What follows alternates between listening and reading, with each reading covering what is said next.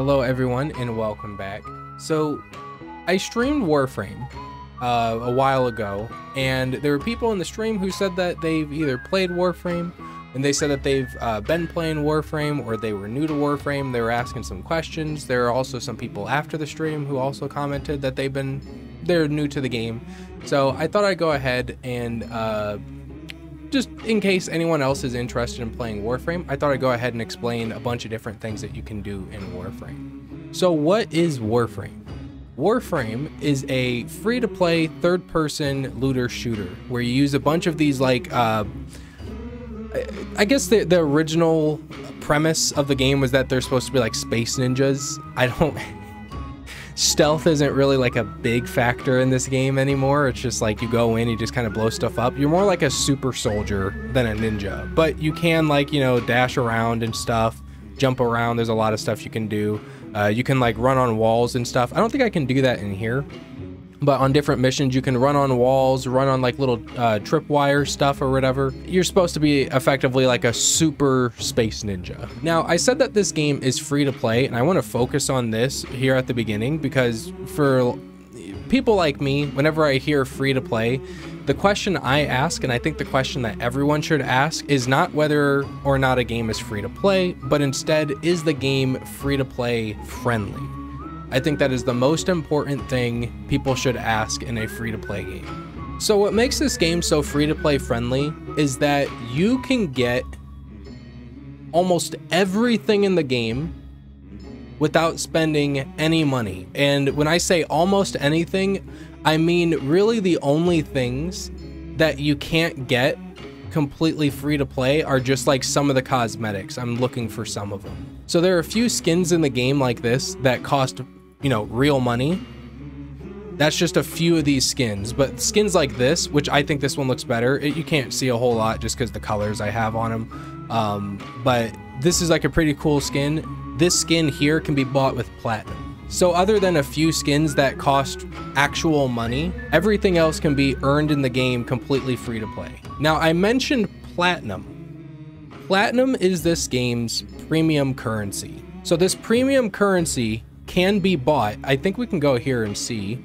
Go to like get platinum. Yeah, so this premium currency can be bought with real money, but this is what makes this game so great, is that you don't have to spend any money to earn platinum in this game. Because in this game, you can trade that premium currency to other players. So if we go over here to the trade chat, we'll sit here and wait a little bit, and you'll see people like want to sell legendary core 100 platinum, want to buy Ulfrin's endurance 20 platinum. You can like click on the link thing. So this is somebody wanting to, wait, did they say they want to buy it or they want to sell it? Let me scroll up.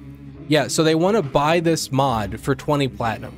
So you can buy and sell mods, prime Warframe parts, prime weapon parts. You can sell stuff like that to other players for platinum. So because players can trade this platinum, this premium currency, to one another, it creates an in-game player-driven economy that just benefits everyone. It benefits the people who spend money on this game, because when they do spend money, they're getting so much more value out of it because the game allows them to trade it to other people for stuff in the game.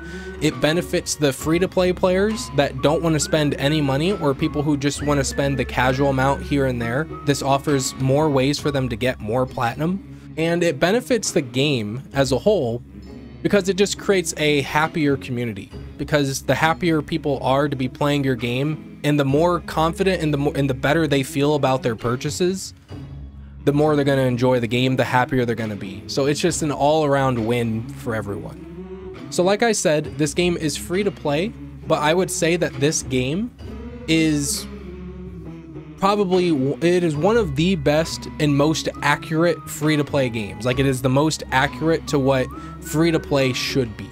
So what is there to do in this game? Well, there are a lot of things to collect in this game. There's a bunch of different Warframes that do a bunch of different things. There are Warframes that are stealth Warframes, which have the ability to go invisible, very good for spy missions. There are Warframes that are able to create like defensive bubbles of like ice or throw down electric barriers. Or there are speed Warframes that can travel long distances in a short amount of time. There's also a bunch of weapons in the game. There's a bunch of assault rifles. There's a bunch of laser weapons. There's a bunch of bows. There are scythe weapons, there are dagger weapons, pole arms, fist weapons, giant chainsaws, maces, tonfa-like weapons, fan blades, gun blades. There's a bunch of companions that you can get in this game. These can be things like giant cats called kavats. There are giant dogs called kubros. There are a bunch of sentinels, which are like these little drone things that will follow around. They'll hover over you and they'll shoot at enemies or provide different benefits. Like this one can scan plants for me. This one can scan enemies for me and a bunch of other containers and stuff, add them into the codex. There are giant, I call them robot ostriches because that's basically what they are.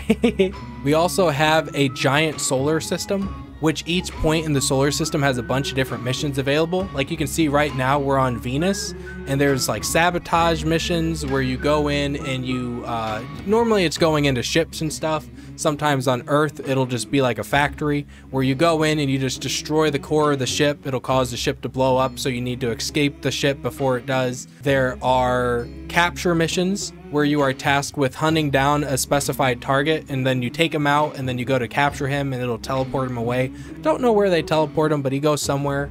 There are mobile defense missions where you will take like this little payload or whatever you want to call it to different terminals throughout the map, and then you'll just defend those terminals while it hacks into the system. There are spy missions, which I actually like the spy missions. The spy missions are effectively missions where you will be tasked into breaking into 3 separate rooms and then working your way towards the terminal. This means working your way past laser walls and cameras, any enemies that are patrolling inside those rooms in order to hack the main terminal. There are assassination missions where you will be tasked with fighting a bunch of different bosses. Different bosses have different mechanics. There are Archwing missions where you will be using like it's kind of like a jetpack, but it goes around your waist and it has like these little wings on the side of it, which allow you to just kind of fly around in space, and you'll just take on a bunch of various missions that kind of do the same thing: exterminate, defense, mobile defense, or whatever. There's a wide variety of Archwing missions as well. We also have things like, recently they added a whole roguelike section to the game where you get a bunch of randomized like Warframes and weapons. You can actually see up here.